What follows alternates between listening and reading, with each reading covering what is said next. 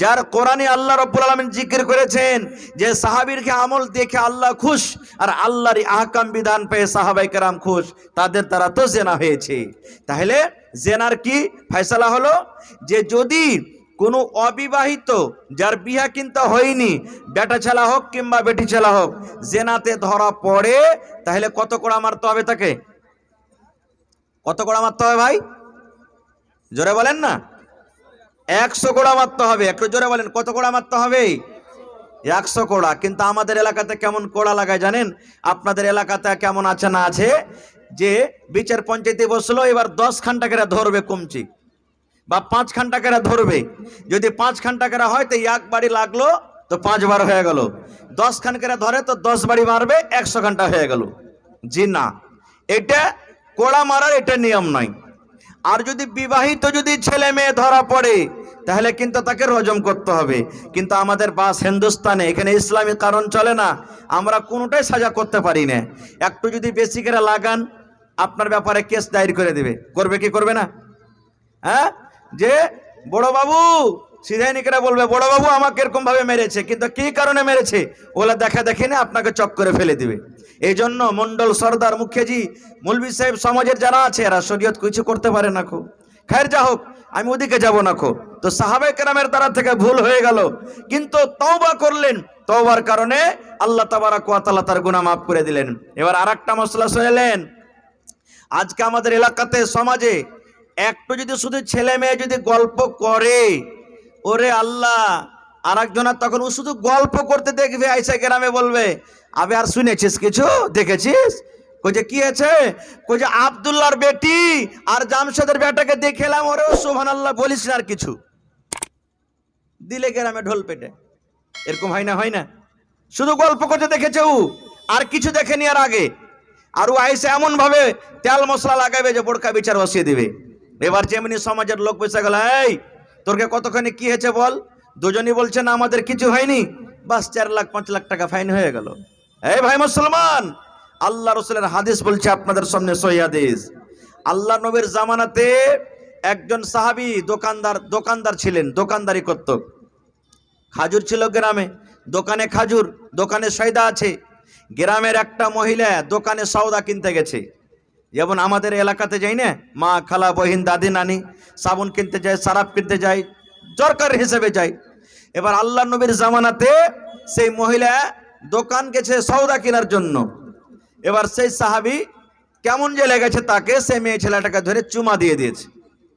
শুধু চুমা দিয়েছে, গতরে গত টাচ হয়েছে, যেরকম সহবাসই হয়নি, শুধু চুমা হয়ে গেছে। আমাদের মতন তো সেই নয়, আবে যা হইলো হইলো, লোক করে থাক, খ্যাপা কেউ জানতে পারেনি, ডাহিন ভাই দেখ আগে পিছে দেখ, কেউ জানতে না পারলে হলো চুপচাপ থেকে থিয়ে দেয়। কিন্তু একজন সাহাবী সুবহানাল্লাহ, যার আল্লাহর ডর, ভিতরে আল্লাহর ভয়, সেই সাহাবী তো চুমা খেয়ে নিলেন, কিন্তু ভিতরে জাহান্নামের ডর, আল্লাহর ডর ঢুকে গেল। এবার সেই সাহাবী দৌড়াতে দৌড়াতে দৌড়াতে আল্লাহর নবীর দরবারে চলে গেলেন। আল্লাহর নবীর দরবারে যাওয়ার পর বলছেন, হালাক তো ইয়া রাসূলুল্লাহ, আল্লাহর নবী গো, আমি আপনার সাহাবী হালাক হয়ে গেলাম, বরবাদ হয়ে গেলাম, আমি ধ্বংস হয়ে গেলাম। আল্লাহ নবী গো, আমার জীবন হালাক হয়ে গেল, আমার জীবন বরবাদ হয়ে গেল। হালাক তো ইয়া রাসূলুল্লাহ, আল্লাহ রাসূল আমি হালাক হয়ে গেলাম, বরবাদ হয়ে গেলাম। সেই সাহাবী ডাইরেক্ট নবীকে বলছে, নবীজি আমি হালাক বরবাদ হয়ে গেলাম, আপনি শরীয়তের বিধান আমার পরে লাগু করেন। ইতিমধ্যে আজান হয়ে গেল, জোহরের আজান হয়ে গেল। এবার জোহরের আজান হয়ে গেল, এবার নবীজির সাথে সেই সাহাবী নামাজ পড়লেন। জামাতে নামাজ পড়ার পর এইবারে সেই সাহাবী আবার দাঁড় হয়ে বলছেন, আল্লাহর নবী গো, আমি হালাক হয়ে গেছি, বরবাদ হয়েছে গো নবীজি, আপনি আমার পরে শরীয়ত লাগু করেন, আপনি আমাকে রজম করেন, আপনি আমাকে পাথর দিয়ে মেরে মেরে আপনি দুনিয়া থেকে আমাকে বিদায় করে দেন গো নবীজি, আমার দ্বারাতে ভুল হয়েছে, আমি জেনা করেছি, আমি ব্যভিচার করেছি, আপনি আমাকে রজম করে দেন। যখন এই কথাটা পর আল্লাহ রাব্বুল আলামিন জিবরাইল ফেরেশতাকে ডাকতে বললেন, ও আমার ফেরেশতা জিবরাইল, শোনো রে, আমার নবীকে তার একজন সাহাবী ভুলের কারণে প্রশ্ন করেছে, আমার নবীর কাছে কোনো উত্তর নাই। যাও রে জিবরিল, যাও তাড়াতাড়ি করে কোরআন মাজিদের অমুক আয়াত নিয়ে আমার নবীর কাছে তুমি চলে যাও। এবার সঙ্গে সঙ্গে জিবরিল আমিন নবীর কানে কানে ওহী করে দিলেন। যখন কানে কানে ওহী করে দেওয়া হলো, এবারে নবী বলছেন, আইনা সাইল, ও সাইল, তুমি কোথায় আছো গো? যে বলেছো আপনি আমাকে পাক করে দেন, আমি হালাক হয়েছি, বরবাদ হয়েছি। ও বাবা সাইল, বলো তো তোমার দ্বারাতে কি গুনাহ হয়েছে, তুমি কোন ভুল করেছো, তোমার দ্বারাতে গুনাহ কি হয়েছে, তুমি দয়া করে বলে দাও। এবারে সে সাইল বলছেন, আল্লাহর নবী গো, আমার দ্বারাতে এতখানি ভুল হয়েছে নবী গো, আমি একটা ওয়াপার বেটি ছেলেকে ধরে, আমি একটা ওয়াপার মহিলাকে ধরে, আমি একটা ওয়াপার নারীকে ধরে চুমা খেয়েছি গো নবীজি। আমি চুমা দিয়েছি, তার গালে চুমা দিয়েছি, আমার দ্বারাতে এটা ভুল হয়েছে, আমার দ্বারাতে এটা পাপ হয়েছে। আল্লাহ রাসূল বললেন, বাবারে, তুমি শুধু চুমা খেয়েছো, তোমার দ্বারাতে জেনা ব্যভিচার হয়নি। বলছেন, না নবী গো, আমার দ্বারাতে সহবাসের কাজ হয়নি, যেটা স্বামী স্ত্রীর মিলন হয় সেটা হয়নি, শুধু তাকে চুমা খেয়েছে। আল্লাহ রাসূল তখন বললেন, সাহাবী রে, তুমি কি আমাদের সাথে জামাতে নামাজ পড়োনি? এই যে আমরা জামাতে জোহরের নামাজ পড়লাম, এই জোহরের নামাজ কি তুমি আদায় করনি? সেই সাহাবী বললেন, নবীজি হ্যাঁ, আপনার সাথে আমি জামাতে নামাজ পড়লাম।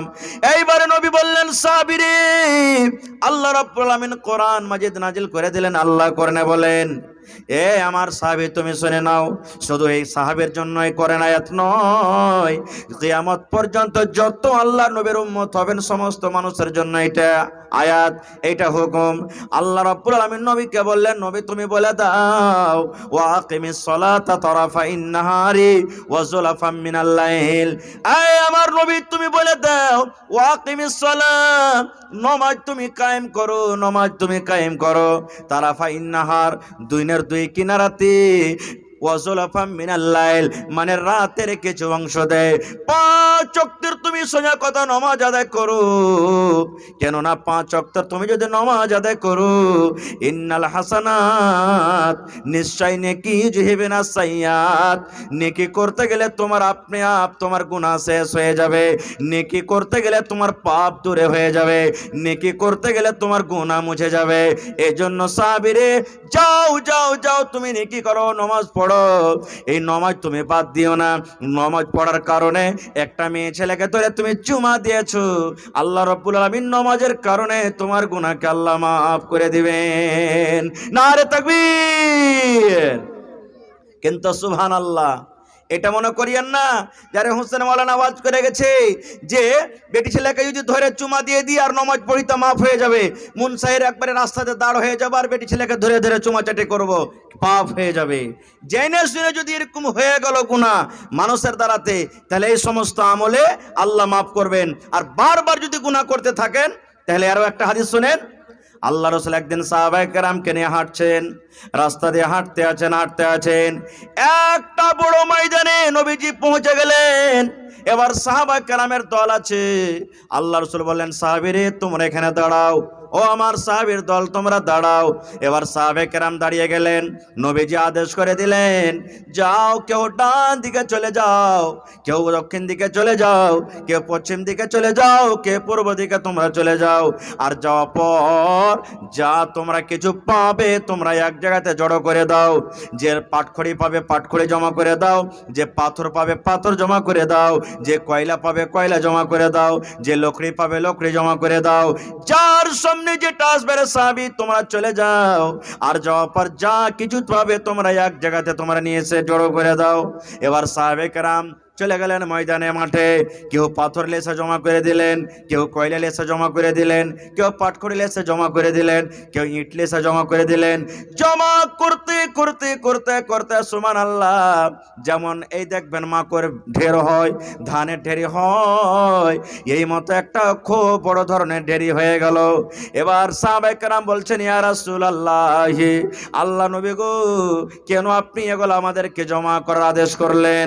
আল্লাহ রাসূল বললেন সাহাবীরে একটা একটা একটা একটা করে যেখানে সেখানে সামানগুলা পড়েছিল তোমরা দেখতে পাওনি, যার কোনো দাম ছিল না, যার কোনো মূল্য ছিল না, তোমাদের চোখে আসছিল না, কিন্তু সাহাবীরা শোনো, সমস্ত জিনিসকে তোমরা একটা একটা করে জোগাড় করে এক জায়গাতে যখন তোমরা জমা করে দিয়েছো, এবার বলো একটা ঢেরি লাগে কি লাগে না? একটা বড় ধরনের ঢেরি হয় কি হয় না? সাহাবীরা বললেন জি আল্লাহ রাসূল এখন ঢেরি দেখতে পায়। আল্লাহ রাসূল বললেন সাহাবীরে এই মতো মানুষের জীবনের ছোট ছোট পাপ, ছোট ছোট গুনাহ রে সাহাবী, তুমি একটা আজকে ছোট গুনাহ করেছো, ছোট পাপ করেছো, তোমার নজরে আসে না। আর একদিন তুমি একটা গুনাহ করেছো, তোমার নজরে আসে না। আর একদিন একটা গুনাহ করেছো, নজরে আসে না। আর একদিন একটা পাপ করেছো, নজরে আসে না। ওরে আমার সাহাবী শুনে নাও, তুমি সাগিরা গুনাহ করতে আছো, করতে আছো, করতে আছো, এবার তোমার রেজিস্টারে, গুনার রেজিস্টারে এবার ওই নোট হইতে আছে, লিখতে আছেন, লিখতে আছেন, এই করে করতে করতে করতে তওবা যদি না করো, তুমি বিনা তওবাতে মরে যাও, এই সমস্ত সাগিরা গুনাহগুলো একদিন তোমার গুনার ঢেরে হয়ে যাবে। আর তওবা যদি না করো, এই গুনার কারণে রব্বুল আলামিন তোমাকে জাহান্নামের আগুনে ফেলে দিবেন। এই জন্য ছোট গুনাহকেও গুনাহ মনে করতে হবে না কো। হায় রে আফসোস, আজকে আমরা গুনার পর গুনাহ করে যাই, কিন্তু আজকে আমরা তওবা করব কিভাবে আমরা মুসলমান জানি না, বা তওবা আমরা করার ইচ্ছা হয় না। আপনারা বলবেন হাজী মাওলানা ঠিক আছে গুনাহ করলাম, এবার গুনাহ করার পর আল্লাহ তাবারক ওয়া তাআলার দরবারে যদি আমরা তওবা করি, তা আল্লাহ কি আমাদের গুনাহ মাফ করবেন? করবেন? বাড়িতে মা বাপ আছে না নেই? আমাদের আছে না নেই? আল্লাহ তাবারক ওয়া তাআলার কাছে 100টা রহমত আছে। কত রহমত? জোরে বলেন। আল্লাহর কাছে কত রহমত আছে ভাই? একটু মুখ খোলেন, কত রহমত আছে? 100 রহমত। 100টা রহমতের মধ্যে আল্লাহ 99টা রহমত নিজের কাছে রেখেছেন, আর একটা রহমত আল্লাহ দুনিয়াতে দিয়েছেন। কাকে দিয়েছেন? আল্লাহ একটা রহমত আমাকে দিয়েছেন, আমার স্ত্রীকে দিয়েছেন, আমার ছেলে মেয়েকে দিয়েছেন, আমার মা বাপকে দিয়েছেন। একটা রহমত আল্লাহ আপনারাকে দান করেছেন, আপনার মা বাবাকে দান করেছেন, আপনার ছেলে মেয়েরাকে দান করেছেন। কিয়ামত পর্যন্ত যত মানুষ আসবে এবং যারা দুনিয়া থেকে চলে গেছেন সমস্ত লোককে আল্লাহ ভাগ করে দিয়েছেন। শুধু মানুষ নয়, আল্লাহ একটা কুকুরকে দান করেছে ওই রহমত, এবং কুকুরের মা বাপকে আল্লাহ দান করেছেন। আল্লাহ একটা সাপকে দিয়েছে, সাপের মা বাপকে দিয়েছে। আল্লাহ একটা গরুকে দিয়েছে, ওই গরুর মা বাপকে আল্লাহ একটা নেকি দিয়ে একটা রহমত দিয়েছেন। এই করতে করতে সুবহানাল্লাহ, আল্লাহর জমিনে যত আল্লাহর মাখলুক রয়েছেন সমস্ত মাখলুককে আল্লাহ তাবারক ওয়া তাআলা একটা নেকি ভাগ করে দিয়েছেন। তবে বলেন গোটা পৃথিবীর মাখলুককে যদি আল্লাহ একটা রহমত আল্লাহ দিয়ে থাকেন, কতখানি করে আমরা ভাগ পাই? এই মহব্বত ভালোবাসার কারণে আজকে আপনি আমাকে ডেকেছেন, আরে হোসেন মাওলানাকে ডাক, এই যে আমাকে ডেকেছেন আমার সাথে মহব্বত আছে, ভালোবাসে বলে। আজকে আপনি ডেকেছেন আবুল কাসিম বিজলিকে, আজকে ডেকেছেন হযরত আলীকে, ডাক রে ডাক, এটা ভালোবাসার কারণ। আজকে ভালোবাসার কারণে মা বেটার সাথে ভালোবাসে, বেটা বাপকে ভালোবাসে, বাপ বেটাকে ভালোবাসে, স্বামী স্ত্রীর মহব্বত ভালোবাসা হয়। একটা কুকুর নিজের বাচ্চাকে ভালোবাসে। দেখবেন যখন মুরগির বাচ্চা হয়, বাচ্চাগুলা যখন ছোট থাকে, আপনি মুরগির পাঞ্জরতে যখন যাবে আপনাকে ছো মারবে, মারে কি মারে না? ছো মারার কারণ হলো মুরগি নিজের বাচ্চাকে ভালোবাসে। মুরগি মনে মনে এটাই বলে, আল্লাহরে মনে হয় আমার বাচ্চাকে ধরে নিয়ে চলে যাবে, এই জন্য নিজের বাচ্চার সাথে মহব্বত ভালোবাসা এত। বাচ্চাকে বাঁচাবো বলে মুরগি যে পাঞ্জর দিয়ে হেঁটে যায় তাকে লচিয়ে যায়। এই মতো অনেক প্রকারের মহব্বত ভালোবাসা আছে। এই মুসলমান, মা বাড়িতে আছেন, বাপ বাড়িতে আছেন, এবার আমার পরে আমার মা নারাজ হয়ে গেছেন, আপনার পরে আপনার মা নারাজ হয়েছে, আপনি মুনসাই বাজারে চলে গেলেন, এক পাম রসগোল্লা বাড়িতে আনলেন, মার কাছে বসে গেলেন, মা গে এই রসগোল্লা তোর জন্য এনেছে গে মা, তুই খেলে। মা আপনার পরে এত নারাজ হয়ে আছে, মা আপনার পরে এত রেগে আছে, মা আপনার রসগোল্লাকে ধরে পান্নিটা ধরে পাক মেরে দিলে, খাবো না রে তোর রসগোল্লা, খাবো না, তোর মতন বেটাকে আমি দেখবো না, তোর মতন তো ছেলের দিকে আমি তাকাবো না, মায়া তো নারাজ হয়ে আছে।